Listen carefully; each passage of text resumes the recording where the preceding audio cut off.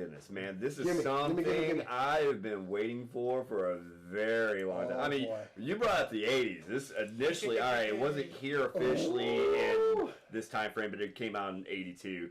Came out over here, I think it was 87 by the time we were officially brought to our attention to it, which would have been a Robotech at the time, which was 3 different animated shows. It was Robotech, Super Dimensional Cavalry, Southern Cross, and Genesis Climber, Mesopotamia. Whatever you say that. Not even the same story, but they slammed them together and they gave us this beautiful story called Robotech. And it changed my life, the way I looked at things. It's what probably was the first reason why I loved giant mechs in the first place. But that brings us to Macross, Super Dimensional Forces Macross, which was the first little third of the Robotech series that was so complicated. Harmony Gold. Oh, man.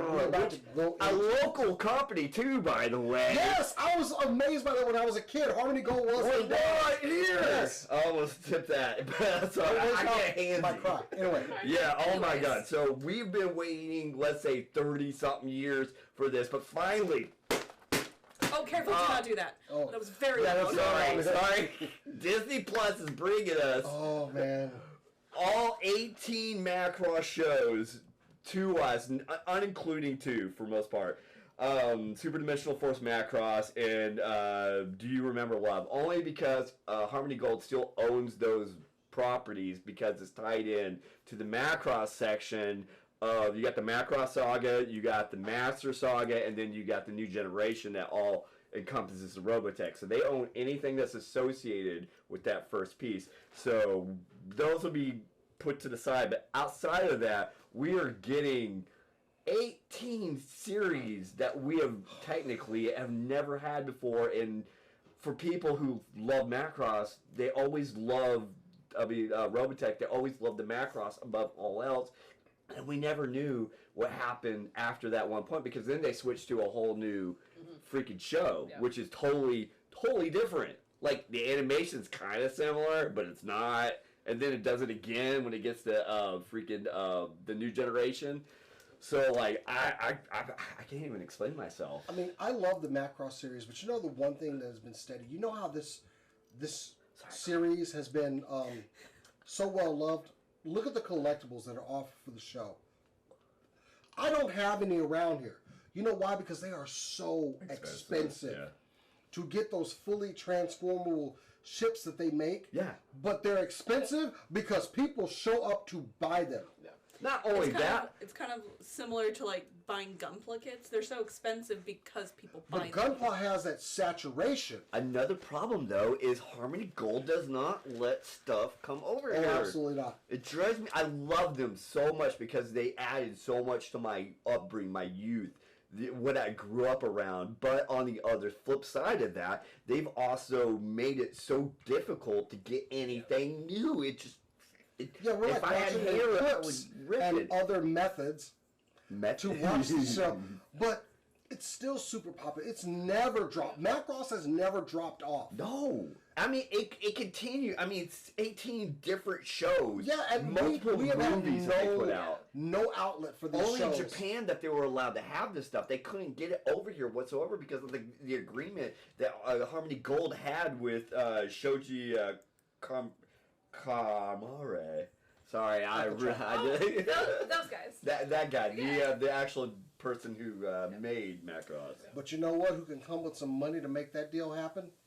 Disney. And honestly, as much flack as we have given Disney on this show, sometimes they give us something though, including in the last 20 minutes. we will take a poo-poo on Disney when necessary. But this, oh man, I'm so ready to watch some of these series. Like, finally in the complete order. So I don't have to, like, do all these other things that I have to do to watch these shows. Because before you'd have to VPN to a Japanese website and hope they had a translation of it in order to be able to get it. Or at least subtitles. As somebody that has kin in Japan that tell me about, oh, hey, you didn't watch the latest Macross. Shut up. Like, of course I didn't watch. I live in America. It's so frustrating. I gotta say, I would rather Disney have Macross than Crunchyroll. Yes. Because Crunchyroll lets their licenses expire. Yeah.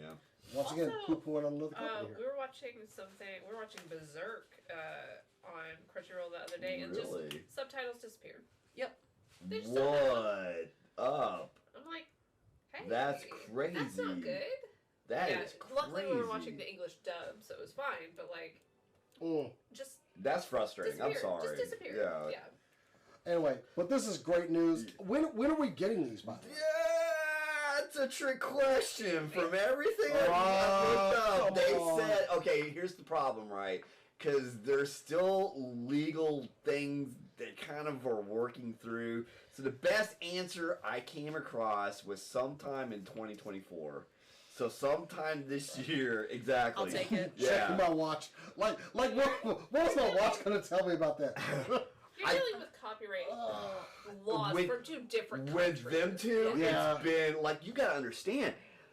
There is a transformer there. That's not what he looked like when we got him. The Jetfire / Skyfire, whichever namesake you want to go with, depending upon what side of the Earth you were on. Excuse me, sorry, it's Jetfire. Yeah, Anyway. in England it was Skyfire, but like neither here nor there. When you bought his character back in '86 or '85, whenever they released it, maybe it was When you bought '84. it, right? It I did, was actually. okay. So they were just consuming different IPs over there, right? One of them happened to be the Valkyrie that was in Macross that ended up being Skyfire, Jetfire, whatever his name is. Jet Skyfire, whatever. Yeah. So, but yeah, that's how convoluted all of these IP were surrounded. This one thing is. The 3 series that we got in the 80s were not even like the same series, but they like put them together in the dub to make them one, Oh my god. to make all 3 one linear story. And if you watch Southern It's so Cross, confusing. like I recently tried to go back over the Southern Cross series because it's the most not liked of all the 3. It's usually Macross, New Generations are the favorites, and then people are like, you skip a lot of it. And I understand why, because a lot of the dialogue is just so like somebody wrote some words down, somebody said those words, and then they continued on to a new scene without any of those words really meaning It just- things. Yeah. Never experienced that. I've That- never watched a Star Wars. That so that kind of dubbing is actually something that came up at my house when I made my roommates watch Vampire Hunter D Bloodlust. Oh, nice. Which for us came out in like early 2000s. So Okay. like it was like it was an early 2000s late 90s kind of thing. And back then they still didn't quite know what they were doing with dubs. So if their lips are moving, they must be saying words. They could be saying like no, they're saying a word now.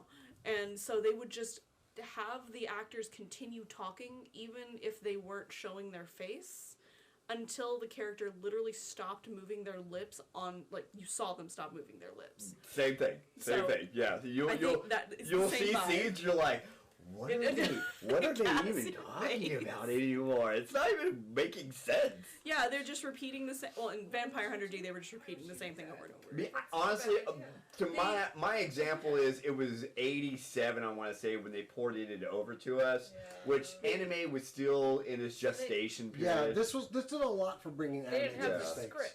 No, they had scripts. They made that it was up. the thing. Just made it. For They- Robotech, the they s- made it up as they went, almost Yeah. basically. Yeah, for later stuff, they would make the scripts still, but they would purposely lengthen the, like, they could, like, yeah. I've watched it in Japanese and I've watched it in English, and it could be the sentence of, it was a beautiful fight, loved it, and that's the whole thing they say. Yeah. In English, it's, that fight, it was a good one, it was beautiful, magnificent, could never think of another better fight, can't wait to fight him again, and just keep They going. made it work, though. They made it work, they did make it work. You know those people that are like, I should have been born in a different era. I wish I was an adult in the 80s. I'm not one of those people. Because, I mean, Robotech, That sounds awful. Robotech when we were It has kids, charm. To try and comb through It changed so the game. much to get something Oh, good. yeah. to come out as a show marketed to children and on the first few episodes killed the leading character, Roy Fokker. Roy Fokker. Oh my god, spoilers! Nah, it was 30 years ago. Anyway, 35. that was doing major things. It messed me up as a kid. Yeah, I was we not had to deal with that. used to that. We were kids. There was not shows back then that had that sort of dynamic to it between love interests and love triangles and death and all this the stuff. The Robotech story is a very deep one, and I know we got to move on too. You gotta move on, Mike. We got to move on. I'm excited. Yeah, we gotta. All right. No,